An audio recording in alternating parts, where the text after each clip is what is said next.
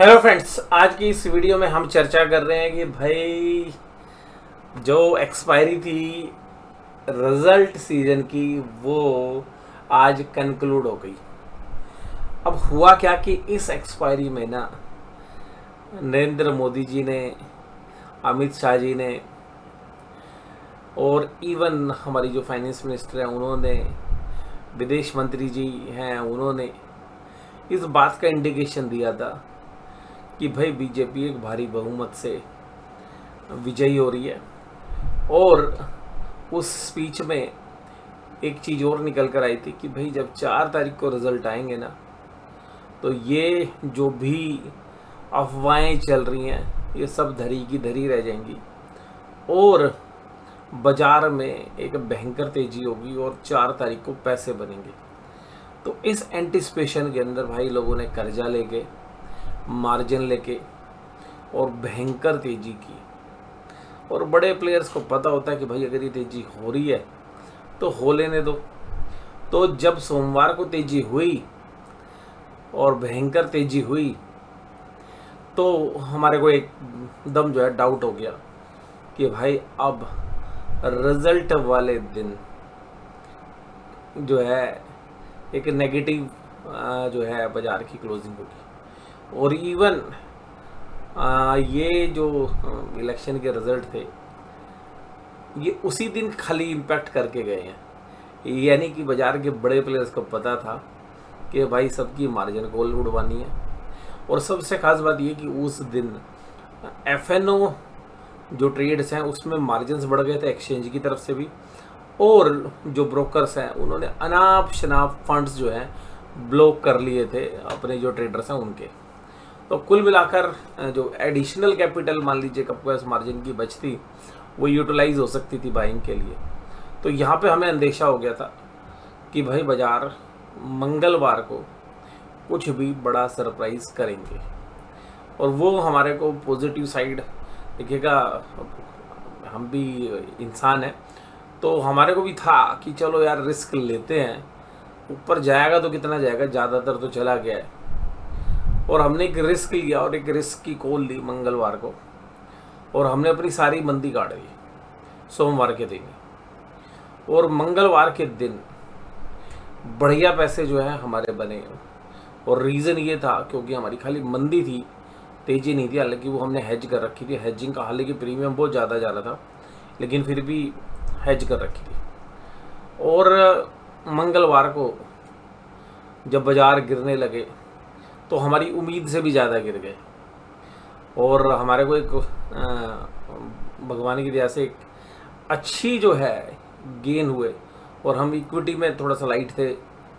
तो अल्टीमेटली मंगलवार का दिन ट्रेडर्स के लिए, ज़्यादातर लोगों के लिए जो है ख़राब था। लेकिन हमने देखिएगा पॉलिटिशियंस की बात नहीं समझी, हमने अपना दिमाग लगाया कि भाई ठीक है, वैल्यूशंस भी कोई चीज़ है और फंड्स अगर एक दिन पहले ही लग गए हैं तो लास्ट वाले दिन जो हमारी पुरानी कहावत है कि buy on rumour sell on news, तो हमने क्या किया, हमने सबसे खास बात की कि हमने सेल ऑन रूमर्स किया और बाय ऑन न्यूज़ किया, यानी कि बाजार ने बिल्कुल जस्ट उल्टा कर दिया। तो ये हालांकि मैंने आपके साथ डिस्क्लोज़ नहीं की थी, बट आज वीकली एक्सपायरी भी सेटल हो गई है। तो मैंने आपके साथ ये चर्चा इसलिए की है क्योंकि इसकी आधारशिला कल के हमारे आउटलुक के ऊपर बनती है। अब कल से हमारा आउटलुक दोबारा से मंदी का है क्योंकि जितने लोगों ने तेज़ी कर रखी हुए हैं उन लोगों ने अपना साम दाम दंड पे, जो इंडियन ट्रेडर्स हैं स्पेशली एचएनआई ट्रेडर्स, उन्होंने सारा पैसा जो है इस बात के लिए लगा के रखा कि जब बाजार में बड़ा डिप आया तो वो एक समय तो असहज हो गए।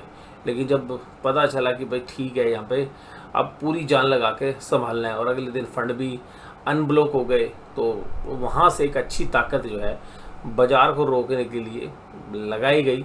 लेकिन जो कमज़ोर हाथ थे, जो वीक हैंड्स थे या मार्जिन ट्रेडिंग फैसिलिटी पर जिनका पैसा था, वो सब मंगलवार को जो है बड़े ऑपरेटर कह लीजिए, बड़े प्लेयर्स कह लीजिए, रिटेल इन्वेस्टर्स को बहुत भारी नुकसान जो है मंगलवार के दिन हुआ क्योंकि वो पोजीशंस तो अगले दिन कैरी कर ही नहीं पाए। तो ये जो एक विडंबना बाजार में होती है, इसीलिए मैं हमेशा बोलता हूँ कि भाई लीवरेज पोजीशंस में लीवरेज का रिस्क हमेशा रहेगा। तो क्योंकि आप दूसरे के पैसे से खेल रहे हो और दूसरा पैसा बुरे वक्त में आपको पैसा नहीं देगा, अच्छे वक्त में ज़रूर दे देगा। तो जो ब्रोकर्स भी है ना, जब आपका पोर्टफोलियो टूटता है ना, वो पैसा नहीं देते, वो आपके सौदे काट देते हैं। तो यही जो है मंगलवार के अंदर बड़े प्लेयर्स को पता था कि इससे बढ़िया मौका नहीं मिलेगा। अब मुझे लग रहा है कि जो तेज़ी हुई है इलेक्शन रिजल्ट के बाद, अब वो जो है, क्योंकि ऑप्शंस के बाज़ार में भी तेज़ी बनी हुई थी, उसको रोकने के लिए थी। तो मुझे लगता है कल से बाज़ार अब कमजोरी का रुख करते हुए नजर आएंगे। तो यानी कि जो अभी 2 दिन में स्ट्रेंथ थी, वो स्ट्रेंथ कहीं ना कहीं फीकी पड़ेगी। अब हमारा आउटलुक ऐसा है कि हम सेल ऑन राइज की स्ट्रेटेजी पे जो है हमारा आउटलुक है। तो अब तक के लिए ठीक है, आज हो गया। और एडवांस डिक्लाइन बहुत मजबूत थी स्मॉल कैप मिड कैप में, अच्छा था। और एक सबसे खास बात जो मिल रही है ना, वो ये है कि FIIs को कोई आउटलुक नहीं बदला, उनका कोई आउटलुक नहीं बदला।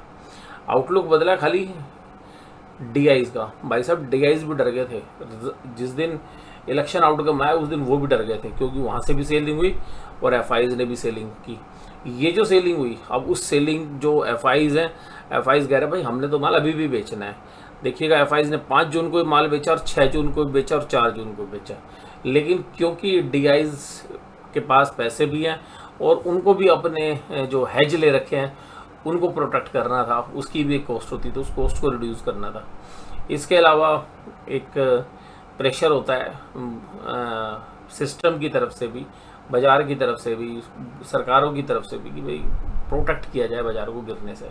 तो वो हो गया। अब कल हमारे को लग रहा है कि बाज़ार एक अच्छी खासी सेलिंग दिखाएगा और FIs ने अपने इंडेक्स फ्यूचर्स में हैज ले लिया है तेजी का, और वहीं स्टॉक फ्यूचर्स आज फिट हो दिए हैं मंदी के लिए। तो कल हमारा आउटलुक भैया सेल ऑन राइज है। अगर हम इंडेक्स के ऊपर भी बात करें, अगर निफ्टी के चार्ट के ऊपर भी बात करें, तो निफ्टी के चार्ट में हो सकता है कि निफ्टी एक बार 23,000 अटेम्प्ट कर ले, 23,100 तक चला जाए। बट जैसे ऊपर जाएगा हमें लगता है कि सस्टेनेबिलिटी नहीं है। अब बाज़ार बिकने के लिए तैयार है और बाज़ार के अंदर अब जो भी सरकार बन रही है, वो सरकार देखिएगा उतनी मजबूत नहीं है जितनी की पिछली सरकारें थी, पिछली 2 सरकारें। तो अल्टीमेटली बाज़ारों में वोलेटिलिटी रहेगी। तो मेरा जो पर्सनल आउटलुक है वो सेल ऑन राइज का है।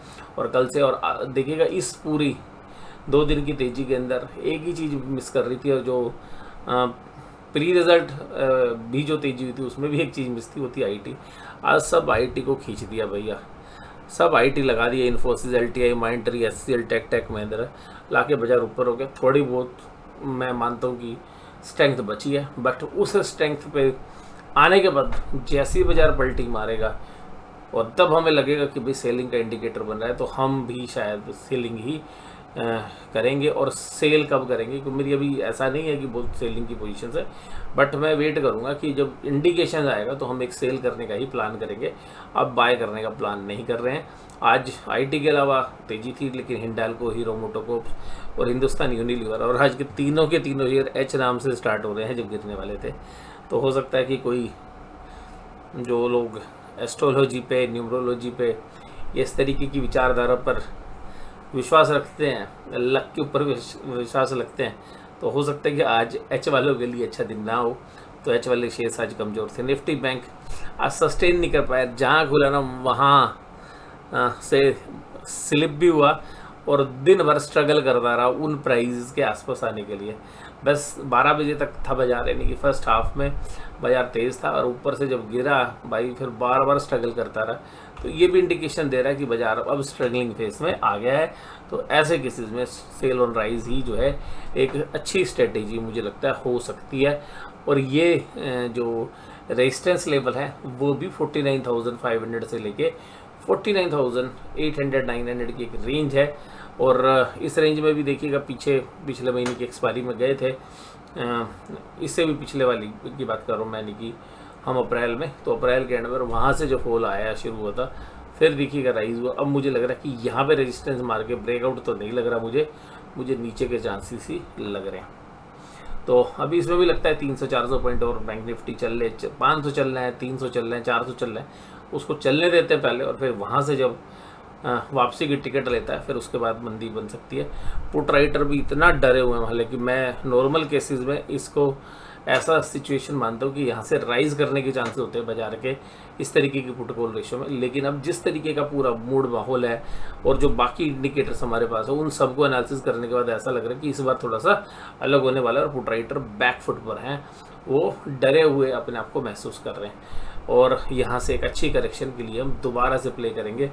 और कुल मिलाकर ये जो वीक है, मतलब वैसे तो देखिएगा ये जो वीक है मोस्टली जो ट्रेडर्स हैं उनके लिए काफ़ी जो है कष्टदायक रहा होगा, बट हमारे लिए ये जो वीक है, पिछले जो 4 दिन के अंदर जो ट्रेड्स थे, जब बाजार नीचे से ऊपर गया तो हमारी जो तेज़ी की पोजीशन थी वो हमने स्क्वेयर ऑफ की।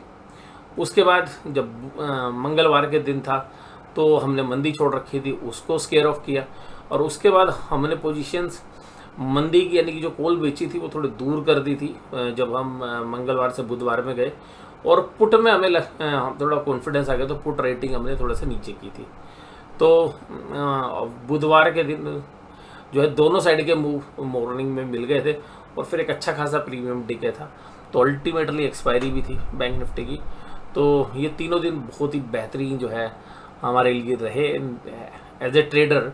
और आज का दिन भी ठीक ठाक था, कोई ख़ास नहीं, बट कुल मिलाकर जो हम पूरे महीने का टारगेट रखते हैं कमाने का, वो अब 11 महीने शुरू के 4 दिनों में ही जो है अचीव कर लिया है। तो कुल मिलाकर थोड़ा सा कॉन्ट्रा हमने सोचा और उस कॉन्ट्रा सोचने की वजह से प्रॉफिट्स हुए। इन्वेस्टमेंट के लिए अभी बहुत ज़्यादा शेयर्स हमारे को पसंद नहीं आ रहे हैं और इसीलिए हमने जो अपना फंड है वो थोड़ा सा ट्रेडिंग में भी जो है इंक्लूड कर लिया है ज़्यादा।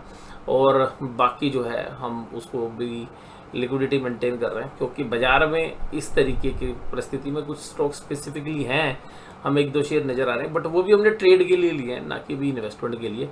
और जैसे मैंने आपको पीछे आपको साथ कोटक महिंद्रा बैंक की बात की थी, और तो कोटक महिंद्रा बैंक से भी हालांकि थोड़े बहुत शेयर है हमारे पास, लेकिन एग्जिट कर गए हम, और HDFC से भी निकल गए हैं। अब दोबारा कोई गिरावट होगी तो फिर देखेंगे कोई अच्छे शेयर्स। हालांकि अभी हमारा जो आउटलुक है कुछ शेयर्स हमें नज़र आ रहे हैं, but only for the trading. तो इस वीडियो में बस केवल इतना ही। वीडियो में जुड़े रहने के लिए धन्यवाद। Thank you very much.